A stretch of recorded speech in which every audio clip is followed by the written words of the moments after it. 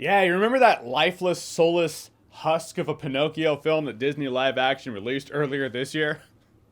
This is not that. Before we talk about it, I do want to thank the sponsor of this video. This video is brought to you by NordVPN. NordVPN is the VPN service that aims to help make your navigating this digital minefield of the internet a little safer and a little more secure. Because I don't trust humans, and that includes humans on the same public Wi-Fi as me, which is why we NordVPN. NordVPN allows you to change your digital location with one click, allowing you to stream movies, shows, and play games that might not be available in your region. And for you good folks taking this internet thing more seriously, which should be all of us, NordVPN has threat protection, blocks malware-ridden websites, helps protect you and your information from trackers and spies. It is your DPS, your tank, your entire MMO raiding party protecting you from the seedy underbelly of the internet. And it's all backed by Nord's 30-day money-back guarantee, and I love me that kind of guarantee. So click the link below, go to nordvpn.com/Johns, and users can get a huge discount with purchase of a 2-year plan plus 4 additional months for free. All right, now, I do want to apologize, as this year's kind of gotten away from me in general. So the chaos of life itself, the chaos of December, both collaborated to give me that feeling of there was something I needed to do. And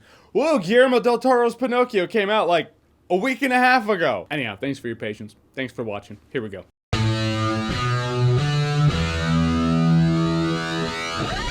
So Guillermo Del Toro's Pinocchio is a story of Pinocchio brought to us by directors Guillermo Del Toro and Mark Gustafson. It's a stop-motion animated film that pays respect to the darker origin stories of Pinocchio. Darker than the Pinocchio story that a lot of us know. You hear that with a lot of those Disney stories. It's like, oh yeah, Disney story, that's cute. The origin story is a lot darker. And right when this film starts out, you know, two things are fact. One, it's gonna rip your heart out because it's Geppetto hanging out with his son. And in Pinocchio, Geppetto doesn't have a son that's not Pinocchio anyway. Is this gonna tear my heart out in the beginning of the film, Up style? Not exactly like Up. It's actually much darker than Up.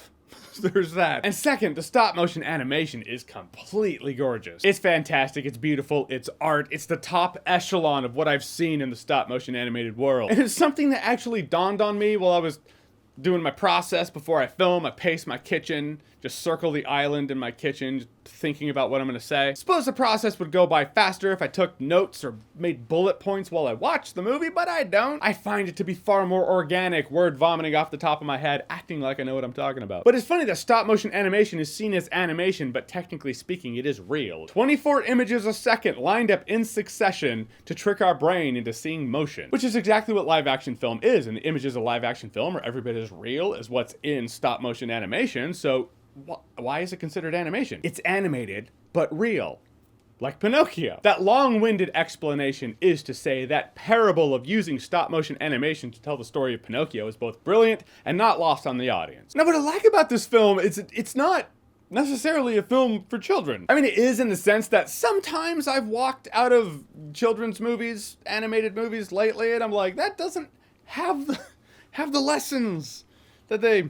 Old man energy coming in. They don't make them like they used to. It doesn't have the hard lessons those animated films used to have. This movie actually does have hard lessons. Also has some pretty disturbing imagery in some parts. They'll learn some good lessons. They'll also have some nightmares. But as this film does tell us, all magic comes with a price, dearie. And as I've already said, this film is magic, absolutely. Just everything in this film seemed methodically thought out. And since we're dealing with Guillermo Del Toro, it's not seemed.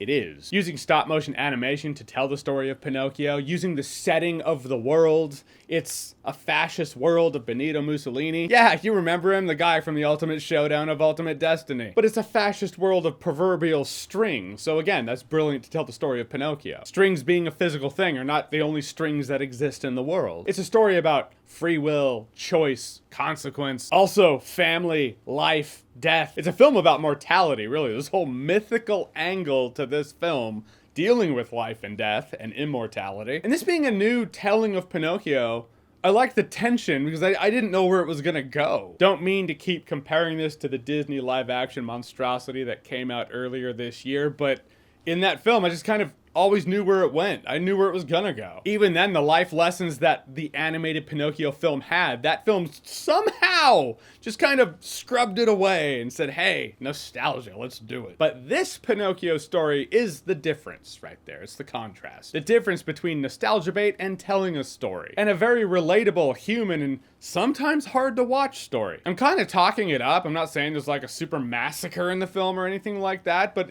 it's heavy. It's one of those films I can't just pop in at any time, be like, yeah, I'm gonna watch Guillermo Del Toro's Pinocchio. Let's do it, because it's another day that ends with Y. I need to be in the mood to watch a film like that.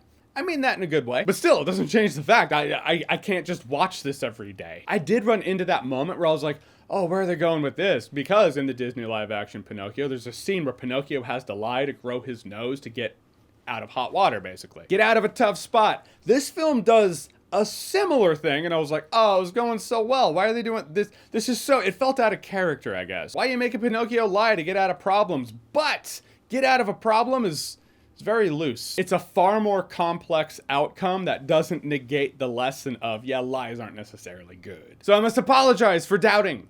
I didn't mean to. In the end, Guillermo Del Toro's Pinocchio, I thought it was incredible. It's a visually beautiful film with complex themes, interesting characters, a strong family dynamic that isn't always warm and fuzzy, but it's real. I feel like it transcends its own genre. It's a film of self-discovery, it's a film of family, also a war film at times. And I was actually surprised at the fact that, yes, it has lessons that would probably be advantageous for children to learn, but also adults. This isn't just a film about Pinocchio, it's very much about Geppetto too. He's learning lessons as Pinocchio's learning lessons. That's very important because the lessons in life never stop. You never get to a point in life where it's like, yeah, I know all I need to know. No more lessons necessary. No, that's not a real thing. That never happens. That's an illusion. There is one day and one day only where you will know that you know all you need to know. And that's the day you die. But on that day, you'll be too dead to know.